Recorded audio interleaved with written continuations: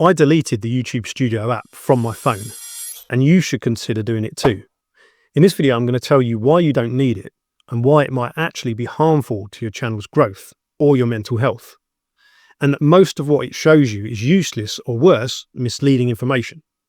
I'm also going to show you how many times I actually looked at it in a day, and the results were quite a shock and were ultimately what caused me to finally get rid of it. Now, I get it. You want to see if your channel's making progress, but it's easy to get wrapped up in checking the app often, and you might even realize that you're doing it too much. But it's also possible that you don't realize the real extent of the problem and what effect it can have on your content creation process. So you're out in the supermarket and you decide to check it while you wait in the queue. Or you just take one last look before you go to sleep at night, and then you do it again when you wake up. You might even be tempted to look when you wake up in the middle of the night. But what if there's a negative comment? You're probably going to stay up being upset about it, and then your sleep will be terrible. And you can say goodbye to any plans for creating good content the following day when you're operating on a few hours sleep. Now, for me, I found I was refreshing YouTube Studio whenever I had a small pause between other activities. I would sit down on the sofa in the evening, waiting for my wife to join me. Oh, I'll just take a look before I turn the TV on, refresh. Oh, my computer has a loading screen, refresh. Oh, an advert's playing on this YouTube video, refresh. Oh, my dog stopped to sniff something, refresh. Oh, I'm not sure what to write for the next video script, refresh. I haven't really thought of it as an issue because, as far as I'm aware, it wasn't distracting me from anything important. But I think maybe it was. Because when you're focused on a task and you stop to refresh YouTube Studio, your mind is moving focused from that task to another. And you also run the risk of seeing some other notification that tries to grab your attention. Focused work is something really valuable and time efficient, and getting distracted by other stuff is only going to harm your progress. Because research done by Gloria Marks found that after an interruption, it takes an average of 23 minutes and 15 seconds for your brain to return to the original task fully. It's a wonder that I ever get anything done. But here's another major problem. I found all of these mixed signals. 1 minute the app was telling me that my video has a lower click-through rate than usual due to it reaching a wider audience, and that I shouldn't worry about it. And then literally within minutes, the message had changed to tell me that people were choosing to watch this video less than usual, and that I should consider changing the thumbnail or the title. But wait, what? You're sending the video to a wider audience than usual, in other words, a load of random people who very well might not choose to watch it, and then you're telling me to change it when that doesn't work out. If you sent my how to use CapCut video to someone who's watching videos about Lego, yeah, okay, should I change the video to put Lego in the title so that they click, when the video clearly is nothing to do with them and wasn't meant for them? Well, guess what, YouTube? The video clearly isn't for those people. Maybe you could find me some people that it is for instead. I talked about this very problem in my 7th video. I've made another 40 additional videos since then. So should I start changing things based on this YouTube Studio advice? Definitely not. This could easily lead you to start making changes that are not only time consuming and unnecessary, but to also start second guessing everything that you do. But even worse, if you actually go in and look at your real analytics, you might see, for example, that your video is doing great in search and browse categories, but failing in suggested. And yet suggested is where YouTube have been giving your video way more impressions. Now, this is not your fault.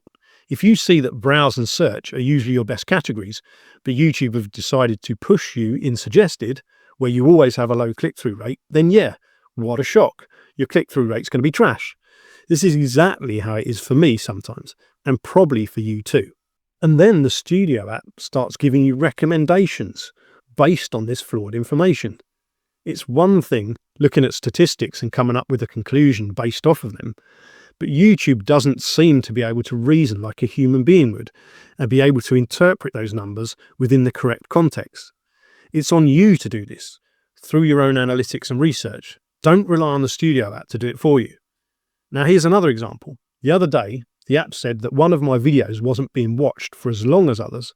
However, looking properly at the analytics, I could see that the actual overall view duration of the video was in line with what's normal for my channel. it was a shorter video than I usually make. It was about 6 minutes in duration. So if someone is going to watch 50% of one of my videos on average, then that's an expected 3 minutes within a 6-minute video. On a 20-minute video, it'd be 10 minutes. So yeah, I didn't reach the 10-minute mark on a 6-minute video because, well, basic maths. So if I just ignored the fact that the video had more comments, likes and engagement than normal, and just as much watch duration in comparison to my normal stuff, I could be pretty depressed about what YouTube Studio is saying about this video. And I probably shouldn't be. And worse, the Studio app summarizes data, but it doesn't provide a real picture.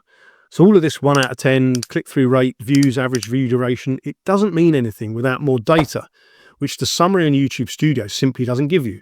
And now you're looking at that info and you're going into your analytics, looking to make sense of it all.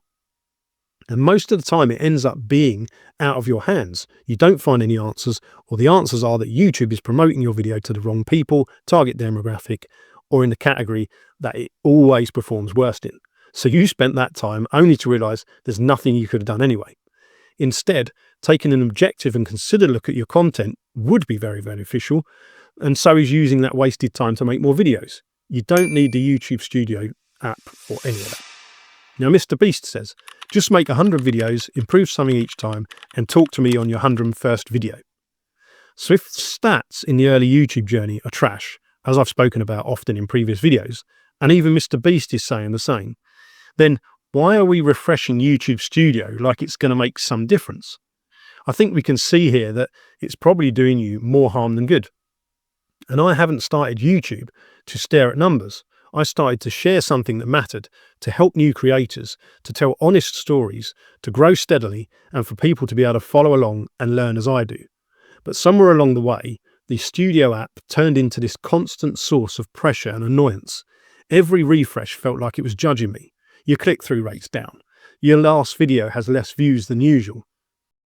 I'm on my 5th month of YouTube as I make this video. I have 47 videos, including this one, and 363 subscribers. The stats are largely useless still. I need to focus on content and improvement. You probably do too if you're watching this. Now, the YouTube Studio app was released in its current form in 2019, and guess what? People made successful videos before it even existed. They didn't need the app to do that. I made successful videos on one of my old channels during that time too, and I didn't need it. Really, in the end, the only thing I found myself doing with the app was refreshing my subscriber count. Comments and other notifications come through your regular YouTube app, so you won't miss them anyway. So in the end, I had to ask myself, what's the point of this thing? More importantly, I think it actually is doing me more harm than good. So now it's gone. But what finally caused me to get rid of it? Wait till you hear this. I go into my phone and I can look at individual app usage, and I look at YouTube Studio for the past few weeks. Week 39, average of 33 minutes per day, which is 3 hours and 18 minutes in the week that I spent looking at the app. That's enough to do a lot of useful work on my channel. But it gets worse. App opens 719 times, which averages out to 119 times per day. 119 times I checked it in a day. But wait, it gets even worse.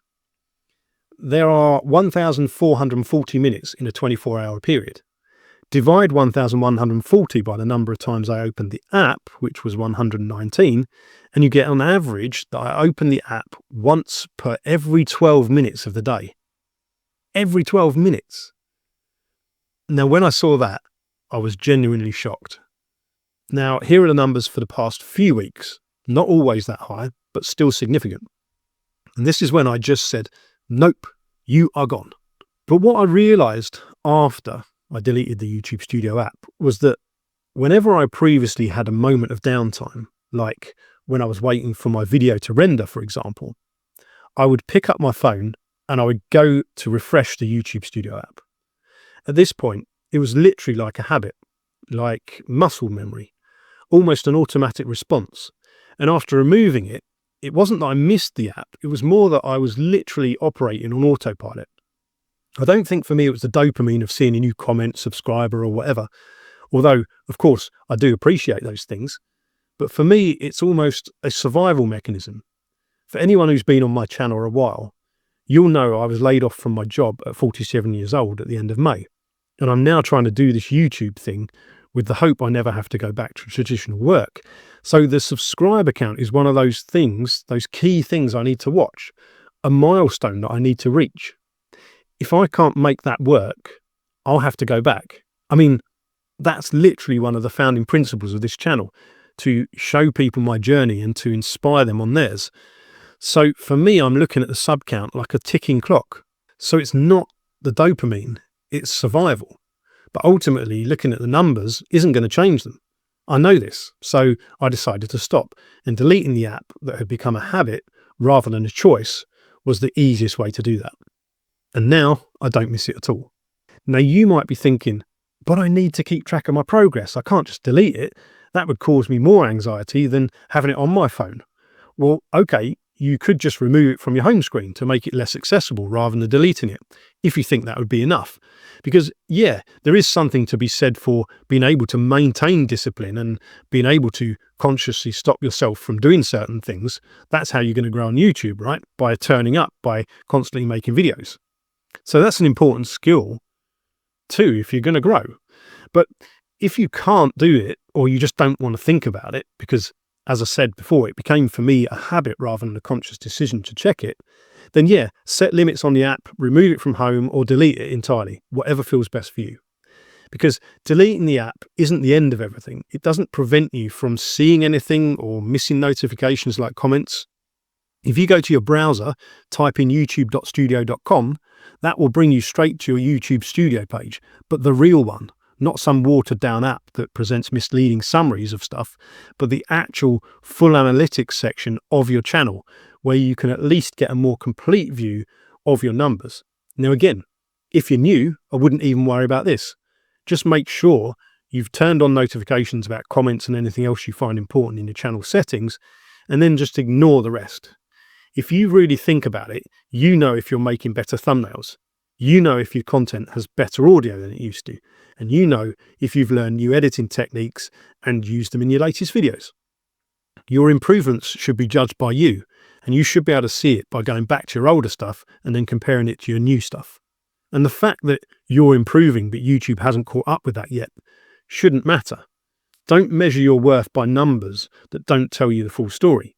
See, the Studio app only gives you the surface level stuff, averages, rankings, and one-size-fits-all metrics. It doesn't tell you why a video connected with someone.